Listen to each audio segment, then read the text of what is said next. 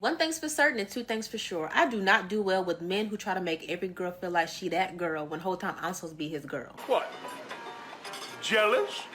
I'm not saying be out here being rude to people, you know what I'm saying, rude to women, this and that, but however, there should be a boundary there, boundaries there. You should not be all up in every girl face trying to get to know her when you got me. And don't get me wrong, because I know some people be like, that's being insecure. It's not. It's called having a boundary. Like, there should be no reason if we talking and, you know, getting serious that every girl you see, you got to talk to her. You got to have a conversation with her. You just too friendly, always up in somebody's face. And I get it, networking and all of this and all of that, but no. There should be a boundary. There should be no reason you always up in everybody's face. I would not like it if every dude that walked past, I'm over here talking to, smiling in their face, having a deep conversation with, or giving compliments, always in some dude's likes or comment, this and that. Like, you would not like that. You would definitely feel away. You would definitely be like, hey, this girl for the streets. You be telling all your homies, probably your family members too, dang, this girl for the streets. You would not like that. So when it's me, I gotta accept it just because you want to be friendly, Mr. Save the Day. No, absolutely not. She gotta play it for life, and that's no bullshit. She talked too much. Masculine, loud, and got a TikTok account. So I wouldn't want to date her to begin with off that. But this is what I want to say. These women love being with top 1% men. They love being with charismatic men who light up the room and, you know what I mean, make a woman feel butterflies and all that. But then when they get in a relationship with them, they want them to just be Mr. Hermit, Mr. Quiet, Mr. Keep to himself. It don't work that way. Y'all want Mr. Top 5%er? Deal with everything that come with it. No. I'm at the point in my life where I feel like I could actually wait till marriage. Like, men do not be turning me on at all. Like, I don't remember the last time a man made me smile, made me blush, giggle. Like, niggas ain't even pee no more. It's no charm, no nothing. You niggas is not funny. It just was like a time where you could go months without seeing a nigga red flag. Now it's just like immediately blocked. Like, did you even think before you said that? Did you even think before you did that? Did you even try? You don't even want the pussy for real, because you definitely didn't think you was getting in it doing something like that. Like, why do you think I'm gonna text you for 3 months before we link up? Like, why you they don't know how to plan a date. Like, it's bad. Like, I did not know it was this bad. You know, sometimes we get so wrapped up in how a problem bothers us, we don't see what the problem really is. Subscribe and hit the bell. It really helps the channel grow. Like and comment as well. Thank you.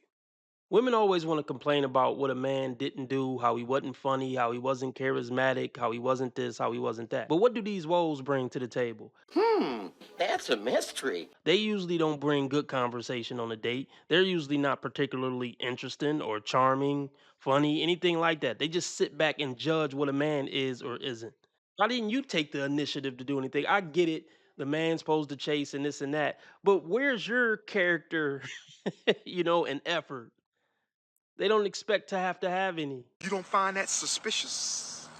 I have made the decision to opt out of dating for next year and for the foreseeable future, honestly, because I'm just uninterested. I'm unattached. I'm ending this year single with no talking stages, no situationships, no relationship, nothing. Like, it's literally me. I don't remember asking you a goddamn thing. And that feels really good because at the beginning of this year, I was in a relationship. We broke up. I was single all summer. I've been single. I'm still single. But I did decide to give a few people a chance and just to do it for the plot, see where things go, maybe ease into talking to men again. They reminded me exactly why I don't want to go on dates. I don't want to talk to a man in a romantic way at all. I honestly don't even think I want male friends. Well, that's totally fine. I have no issue with that. You guys want to hear the story about the one who really gave me the ick? I don't know what he did, but he figured out what every single one of my icks were and did all of them, and I had to cut him off and block him because he was just... I gave this man a chance. He's the opposite of everything that I would go for, and this is exactly why I don't go for that. You know that anger you get when you deal with a person that's just completely stupid? What's wrong with your brain? Why do you not see what you are? So out of shape auntie is on the internet complaining about men and talking about how she stopped dating when we don't care. It's just sad when they get to this point, when they get to the decenter men point, and she's talking about oh, I don't want to give guys who's not my typical type a chance anymore because it didn't work out.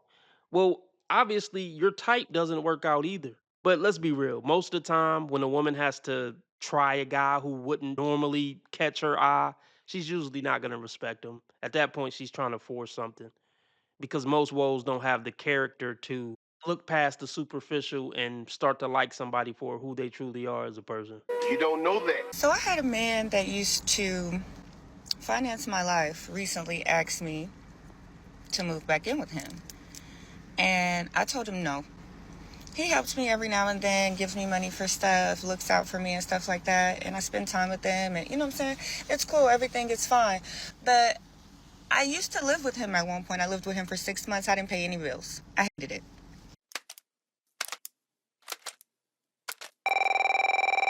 Hey, LaRonda.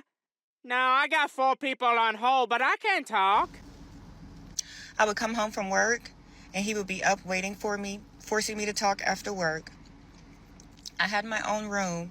He was always whining about the fact that I always was in my room, that I always had my headphones on, that I never wanted to really talk like that.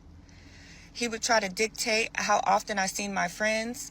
He absolutely hated when I had plans that didn't involve him. Mind you, I'm going to brunch with a group of girls. Why do you need to go with me? I mean, sis, why does somebody have to tell you not to be a bitch? I learned, and I know this is going to sound terrible, even when you don't have to pay no bills, it's still taxing on your energy, on your mental health, on your state of mind. Buy a dog alone, because no man deserves to suffer you. Look at those claws. Nothing good for a human has claws like that. I'm just leave it at that. You should be able to see those nails and see those glasses and know something is wrong up top. She clearly didn't like this guy. She would just come home and stay in her room and go out all the time without him and, have her headphones on. So she was literally just with some chump because he would give her room and board. She didn't like him at all, and that's very clear. But that's what he get for ignoring red flags and being a little SIM, you know what. These broads are ratchet. And any fool that link up with him deserves it, such as your luck. I don't have no Now, here's the thing. I don't begrudge a woman for getting what she wants.